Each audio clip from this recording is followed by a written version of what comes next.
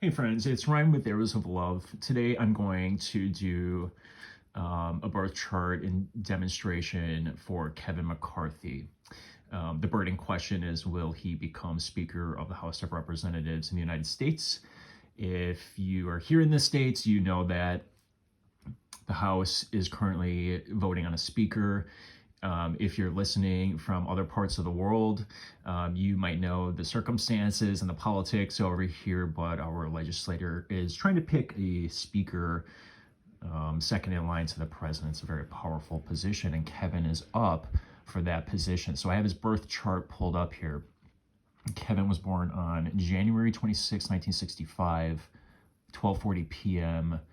in Bakersfield, California. Now, this chart might look a little bit different to many of you because this is Kevin's sidereal chart. This is the Vedic practice. So this is astroseek.com that I have pulled up here.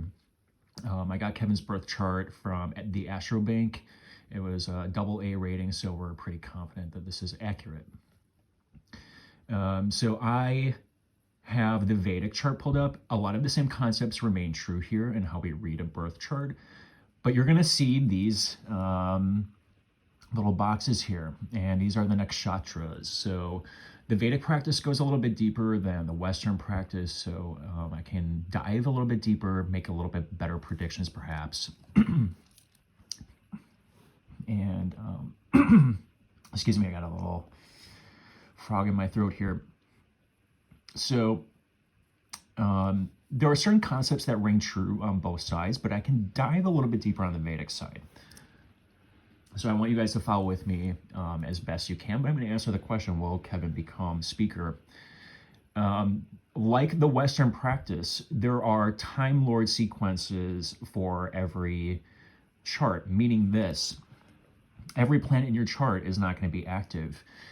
Maybe two are, depending on where they're sitting and the sequence that you're going through. So in the Vedic practice, everyone on the planet is subject to the Vimshotri Dasha system. And one planet is going to be your ruler for a certain amount of time. Now, Kevin is going through his Sun Mahadasha period. So I have the Sun pulled up as the ascendant. This is the way I'm going to read his Vedic chart. So Sun is on the ascendant, and then you also go through sub-periods, which are kind of like sub-chapters of your main period. And he's going through his K2 South Node period, which is in Jesta. Sun is in Shravana. Interestingly enough, his MC, the very top of his chart, is also right on his Sun. So we'll talk a little bit about that. We'll talk about K2 and Jesta and any other planets that would be activated for him. So let's kind of dive into this. This is so interesting. So Capricorn, of course, is known as the sign of government, public affairs, large systems, organizations, the economy. It's also known as a place of war, to be quite honest. So Shravana, this middle portion of Capricorn, has a lot to do with attraction and aversion. It has a lot to do with your life path, and it's also represented by the ear. So it has a lot to do with listening. So these concepts are hilarious in the sense that, Sun is a leader, Sun is dominant, Sun is very much out there, individualistic. It's about power, right? And it's right in the public square, Capricorn. So, here he is. So it's no surprise that he's been a leader in government just based on his chart, especially the last few years. His Sun period, he's really risen in the public spotlight, whether you like him or not. Now, this is an interesting nakshatra, is in Shravana, which is ruled by Moon. And the deity here is Vishnu. So it's about sustaining. Vishnu nakshatras are about preservation. He's trying to preserve his leadership position, but it's also represented by the footsteps. So his path might be challenging. It might change. Sun is a separator. Remember that. He's a natural malefic in the Vedic system. So he's going to eat everything. That's what Agni does. And the sun is fire. So it's interesting here. Now, so that's just the first interpretation here of the sun in Capricorn in the nakshatra Shravana to 22. We'll get to that too. Now, his sub period, he's in a K2 sub period, which is going to last for 4 months, and this just started, and it's in the sign of Jesta in Scorpio, 11 signs away from his ascendant sun. Okay. The 11th house has to do with your future. It has to do with your allies, your friends, the gains from work. K2 is moksha and liberation, and its losses. So, you can see this really play out. Jesta is ruled by Bud, Mercury. It is a Shiva Trimurti nakshatra, which means it's about freedom. It's about release. It's at the Gandanta point too. K2 is at, let's see here, 27 degrees of Scorpio. That's Indra. So that is, the chief of the gods.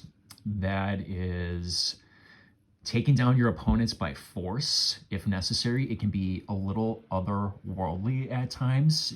Jason is very, very powerful here. But it's about losses. So he's losing friends. You can see the Republican Party fractured here.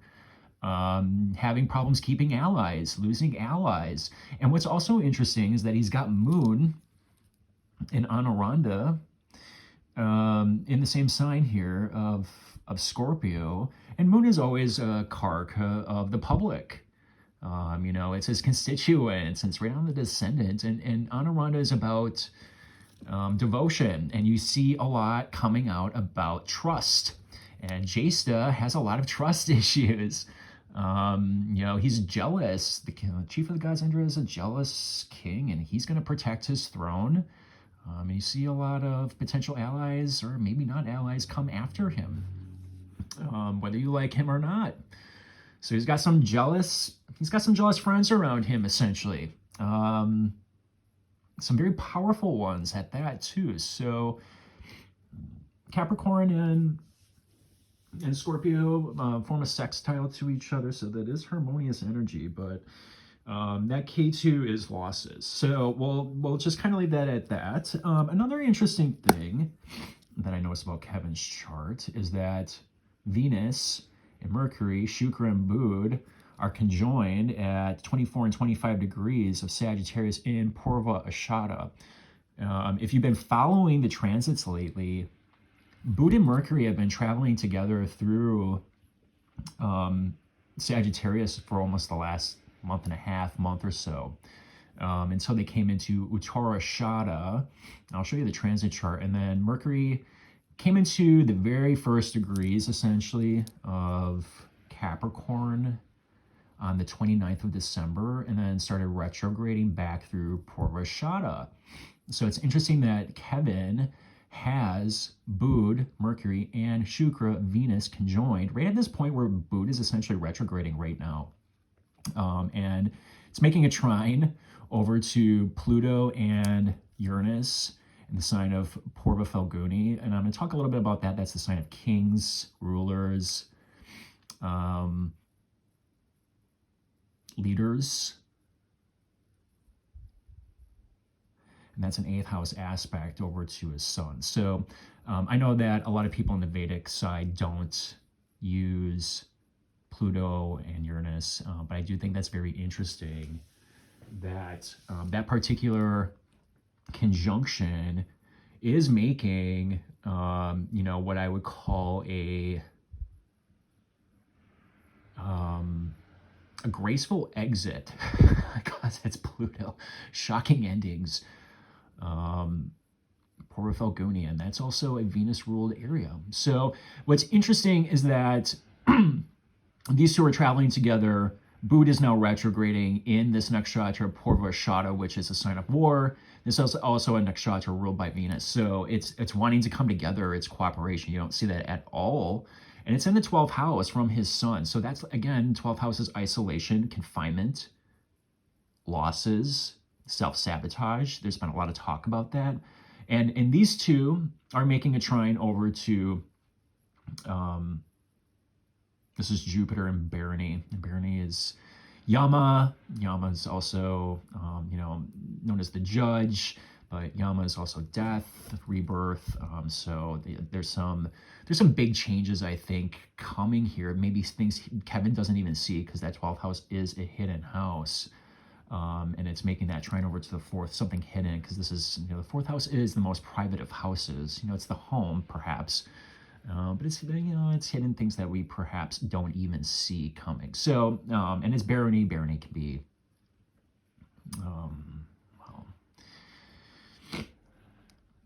Barony can be a little difficult to deal with at times. So here we have Sun. Sun's going to activate other Sun-ruled nakshatras, which are Uttara Phalguni, which here over in Virgo. So Mars is activated, and then the other Sun-ruled nakshatra is Uttarashada, 1st house, and part of the 12th house. He's got nothing in it. So Mars is activated, Sun is activated. Let's see what's also activated, because K2, he's in his K2 sub-period in Jesta. So this is a Bud-ruled nakshatra, so that's Mercury. Mercury's in the 12th, Purvashada, known as a place of war. Among other things. And let's see, Bud also rules Ashlesha in Cancer. Look, we got the IC here, the seat of power. That's interesting. And it has to do with other people in that 7th house, the public. And we just talked about Moon being in Anaranda, which has to do with devotion. So that's interesting. So Ashlesha is one, and that's the Gandanta point from Cancer to Leo. Nothing in Ashlesha. And then Revati, the Gadanta point from Pisces to Aries. So nothing over here either. So, that K2, that point of liberation is going to be quite strong, because K2's got nothing else to work on, because there's nothing else sitting in a Bud-ruled house. So a lot happening in that 12th house of hidden things, perhaps enemies, hidden enemies, war going on with hidden enemies. Barony is also very much kind of like that dark, shadowy side of death and rebirth. But let's also take a look at what's happening in his 10th house of Libra, because Capricorn, Libra is 10 signs past the sign of Capricorn. So this is, the 10th house is his career. So what's happening in that career sector, right? So I wanted to show you what was going on perhaps with him in a big leadership position. Obviously the sun is shining at the natural 10th house here. So a lot happening in his career, obviously, the MC being right here, which is the cusp of the 10th in Shravana. So you're going to see him rise, obviously, but he's dealing with losses. Powerful allies, but perhaps allies that don't actually appear to be on his side, right? Because that's K2, it's moksha, liberation, in that 11th house of allies. Now, the 10th house for Kevin right now is Libra, so that's ruled by Venus. What's interesting here is that there's going to be a heavy emphasis on Saturn, because Saturn exalts in the sign of Libra. Saturn also rules Capricorn and Aquarius. And look at what we have here. We have Saturn sitting in Sheta Bishak. So when I do the transit, you're going to see that Kevin's coming up to his Saturn return, his second one, which can be pretty... it depends. It depends on your karma and what you've been up to. So, and it's in the 2nd house of speech. Isn't that interesting? We're talking about the speaker of the house. The 2nd house in Vedic astrology is often known as nourishment, food, speech. It's how we take care of ourselves. It's also known as early family, among other things. And Sheta Bishak, Leo is where the sun is at its fall. This is where the collective takes over. So it's lessons to the collective. He's supposed to serve his people. He's got to watch his speech rate. Now there's lessons with speech, and you can see that because Saturn's making a square over to the moon, his public, his friends. You hear a lot about people don't trust him because of speech. He's going to get, well, we're going to find out. So we're going to do the sidereal transits. Let's see where things are at. Yeah, see, that is such an interesting array right there. So a lot pointing to his natural fourth house of the seat of power. Here's Pluto and Uranus. Surprising, God, something surprising from the underworld's coming up for him. And it's in Leo, the sign of leaders. So that's going to be an interesting transit, whatever that is for him. Now, I've switched back to the transit chart. So the computer system went back to his natural ascendant, which is in Rohini, and it has a lot to do with attraction aversion. And look at where retrograde Mars is coming to, almost to the ascendant. So Mars is war, cutting, severing, conflict. I mean, you can see it. He's having a war with himself and his public. And there's Moon. And Moon is debilitated in the sign of Scorpio. So he's dealing with some very erratic, unstable people. And I'll leave it at that. So the other thing here's retrograde Mercury right on top of Venus, in the sign of the eighth, in the natural eighth for him, which is upheaval, karmic debts, Buddha's multiplicity, its speech. Again, we're coming back to this issue with speech, and Venus is harmonizing, wanting to come together. So these two are in a planetary war. Venus is going to win out here because she's in her own nakshatra of Purvashada. And here comes Sun. So it's so interesting to see where the planets are at. Oh, and look at this. Excuse me. Venus now is coming up to a conjunction with Kevin's Sun, which we said is his Mahadasha ruler right now, right in Capricorn. So it's the ninth house of luck, from his ascendant. So that's not a bad place to be. The ninth house rules fathers. The ninth house rules ideology, politics, or beliefs. So a lot of that's coming up for him. You can see that. But here's Saturn. Here's transiting Saturn in Dhanishta, getting ready to leave that first house of his into the second of speech. So there are going to be major restrictions on speech. Food, his public, his constituency.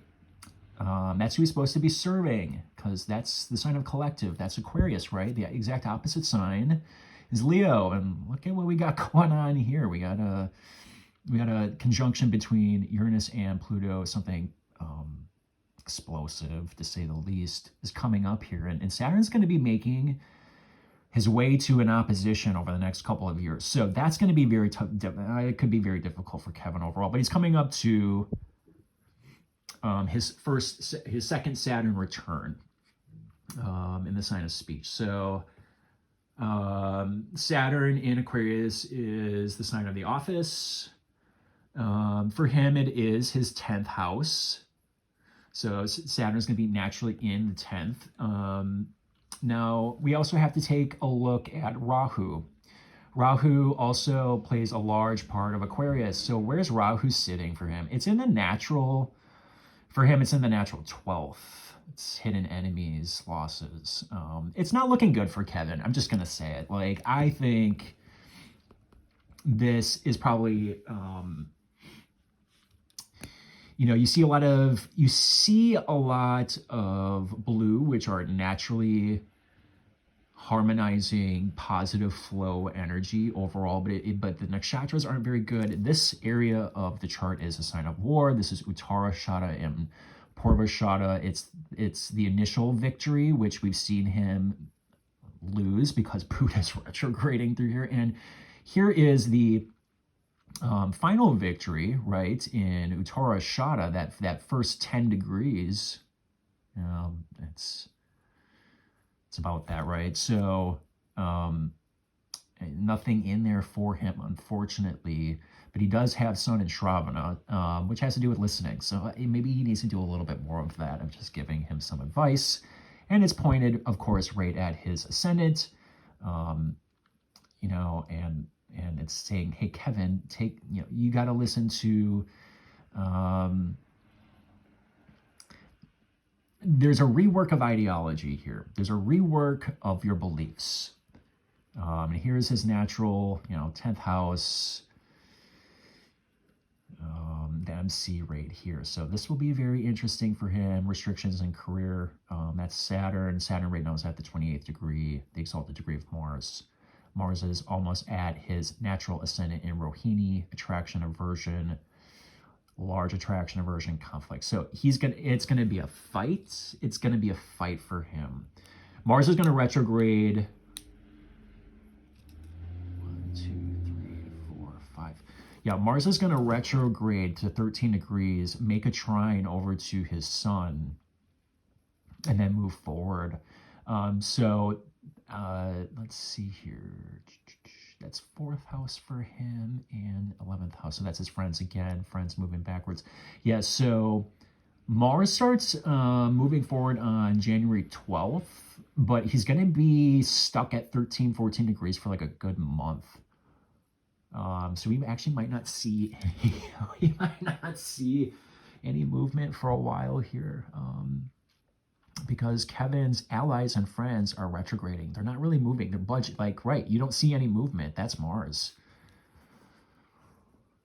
Because he's in that Mahadasha sun period. So his friends right now are ruled by Mars, get losses, and Mars is stationing direct basically over the next couple of days.